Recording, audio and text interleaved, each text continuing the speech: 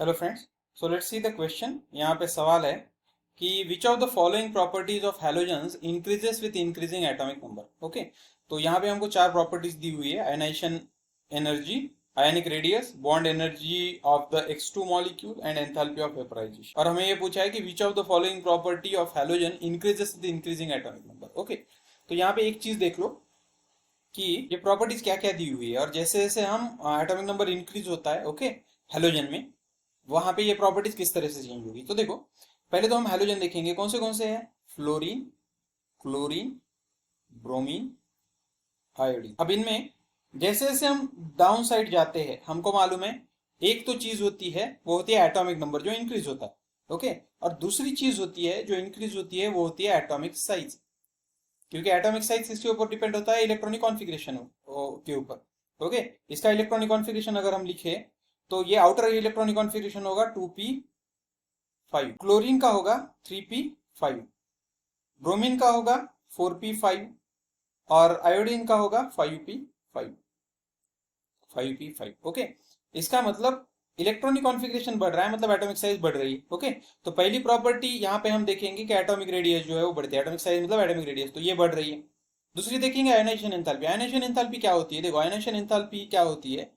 Ionization enthalpy is nothing but the enthalpy और energy required to release outer electron, सबसे बाहर वाला electron निकालने के लिए। अब देखो, इसमें ये साइज के ऊपर डिपेंड होता है। अगर साइज बढ़ेगी तो आयोनाइजेशन एंथैल्पी क्या होगी? कम होगी। ओके, अगर तुम सोच भी सकते हो, यहाँ पे देखो आयोडीन है सेंटर 1 2 3 4 5, और यहां से यहाँ का इलेक्ट्रॉन निकालना है। जबकि इसमें ये न्यूक्लियस है 1 2 3 4, यहाँ का इलेक्ट्रॉन निकालना है। जबकि इसमें 1 2 3 यहाँ का इलेक्ट्रॉन निकालना है। जबकि इसमें 1 2 यहाँ का इलेक्ट्रॉन निकालना है। तो जितना दूर होगा उतना इनके बीच में फोर्स ऑफ अट्रैक्शन कम होगा, इसलिए it is easier to remove it. Okay, तो जब ऊपर से नीचे तुम आते हो तो आयनाइजेशन एंथैल्पी जो है वो कम कम होते जाती है।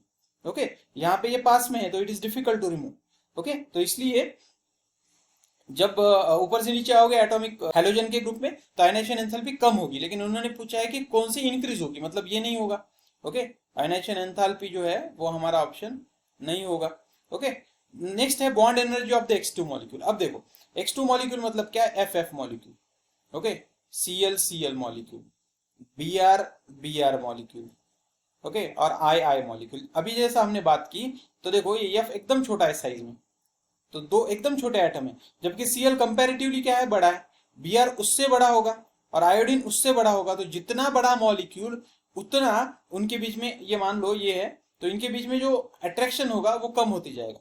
ओके, तो इसको भी हम लिख सकते हैं कि साइज के कंपैरिजन में, कि साइज बढ़ेगी तो बॉन्ड एनर्जी जो है वो क्या होगी? कम होगी। जितनी साइज छोटी उतनी बॉन्ड एनर्जी ज्यादा। फ्लोरीन मॉलिक्यूल बहुत छोटा होता है तो it is very difficult to remove it. Okay, और उसको तोड़ने के लिए। तो ये भी ऑप्शन हमारा क्या है? रॉन्ग है। क्यों? क्योंकि उन्होंने बोला है कि इंक्रीज होने से होती है, यहाँ पे डिक्रीज हो रही है। ओके, और लास्ट वाला जो ऑप्शन है वो क्या है? Fourth one. तो देखो, फोर्थ वन है एंथैल्पी ऑफ वेपराइजेशन। देखो, वेपराइजेशन, एंथैल्पी ऑफ वेपराइजेशन मतलब क्या होता है? Enthalpy of vaporization is the enthalpy और energy required to convert any material into its gaseous state. अगर उसको गैसियस में करने के लिए जो एनर्जी लगेगी वो। अब तुम देखोगे ऊपर से नीचे जब आते हो तुम, हमें मालूम है ऑलरेडी फ्लोरीन गैस ही होता है। ओके, क्लोरीन भी गैस होता है, ब्रोमीन जो है वो लिक्विड होता है, जबकि आयोडीन जो है वो सॉलिड होता है। इसका मतलब जैसे जैसे तुम नीचे आते हो वैसे वैसे तुम्हारी जो एंथैल्पी ऑफ वेपराइजेशन वो बढ़ेगी। क्यों बढ़ेगी? क्योंकि जो ऑलरेडी गैस है उसको वेपराइज करने में एनर्जी नहीं लगेगी। जो लिक्विड है उसको थोड़ी लगेगी, जबकि जो सॉलिड है उसको बहुत ज्यादा लगेगी। ओके, इसलिए फोर्थ ऑप्शन भी जो है वो करेक्ट है। तो करेक्ट ऑप्शन क्या होगा? Option number 2 and 4। So hope you understood it well.